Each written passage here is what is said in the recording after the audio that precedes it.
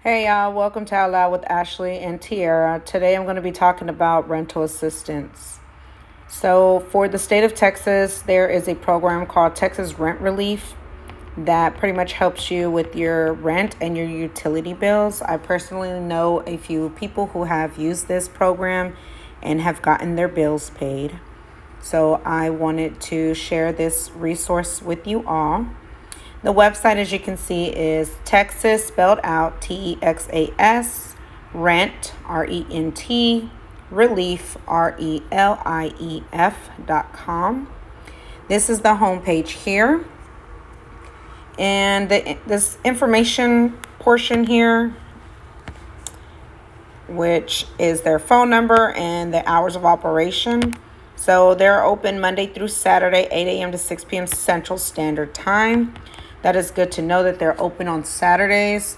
And that's their phone number. So you'll want to jot that information down because you will have to be on their ass about your application, okay? So first things first, you're going to click on Apply Now. And when you get here, this is best to do it on a computer or desktop, a laptop, not your phone. I don't think that the site is all the way compatible with phones. I'm not really sure. I know a few people were having issues when they were using their phones, so it's best to just try to use a laptop or a desktop. So if you're using the phone, it's going to have the first part of it says landlord application. So you'll apply as a landlord. So if your landlord wants to assist you, they can fill out all the information for you, but you still have to sign. It does say tenant must sign the application, right? All right. The next part is a tenant application. This is pretty much you apply directly and you'll invite your landlord to participate.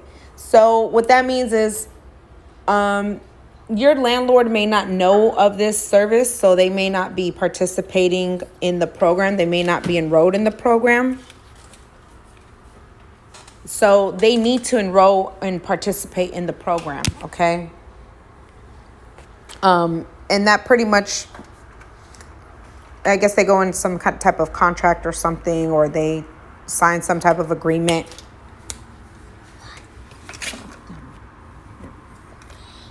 So they need to do that, okay? Now, with them participating in the program, what happens is they agree not to completely like evict you, like where you have to go to court. If they do take you to court and, the judge rules you need to be out within like 24 to 48 hours or whatever it is that they say, if you were to be approved, the landlord is not going to receive the money, the funds, okay? The landlord or your apartment, whoever it may be. So that's on that part of the landlord's participation part. So what you're going to do is click on Apply as a Tenant. And it's going to take you to this page here. Since you will be new to this, you're not going to sign in. Obviously, you're going to click on the register over here. And then you're going to fill out this short little form. You're just going to register for the site. Okay. You need your email, first, last name, and create a password. Now, I can't go any further than that because I don't have a login and I don't want to use somebody else's information. So I'm going to go through the website to kind of give you more detailed information as to what you need.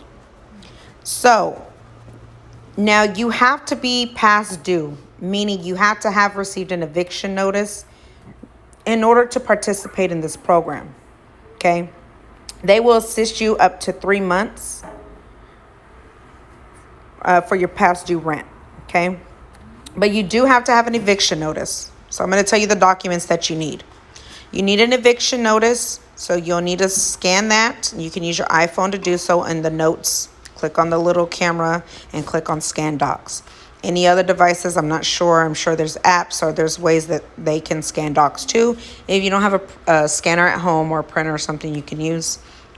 But you can also go to your local library and maybe use a friend's computer or go to your apartment complex's business center. They normally have printers and scanners you can use. There's different ways. So you need the eviction notice, okay? They will assist you up to 3 months. Now, also important, the number of people in your household and your household's annual income is very important. That's going to determine whether or not you will be eligible. So if you click on this, do I qualify? It's going to take you here. So it's asking, are you seeking assistance for rent or utilities? Your primary residence is located in Texas. Yes, we're in Texas, right? You got to select your county. I'm going to just use Dallas County because I don't need to tell y'all what county I'm specifically in because that's none of y'all business. Okay. All right. Household members. How many people do you have in your household? All right. I'm going to say 2. And it's going to calculate. And it tells you the income limit for your county is $57,000 for the 2 people you have in your house.